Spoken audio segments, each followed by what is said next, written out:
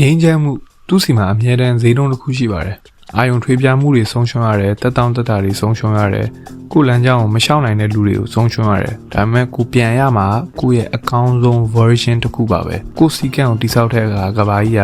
ကိုယ်စိတ်ဝင်စားမှုလွန်ကဲတာလို့လည်းခေါ်နိုင်တယ်။ကိုယ်တိတ်တိတ်စိတ်လှုပ်ရှားနေတဲ့အခါသူတို့ကဒါကိုမာနရှိတယ်လို့လည်းခေါ်နိုင်တယ်။ဒါပေမဲ့အသင်ကိုယ်တင်တိတာ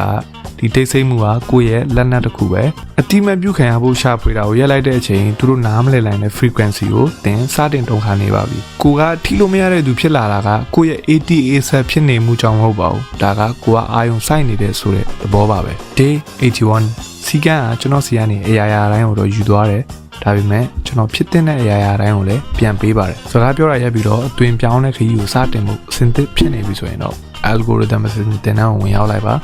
ဘာလို့လဲဆိုရင်ငြိမ်းချမ်းမှုကတင်းရဲ့စွမ်းအားဖြစ်လာတဲ့အချိန်ဘယ်သူမှဒါကိုတင်းစီရနေလူယူလို့မရတော့ပါဘူး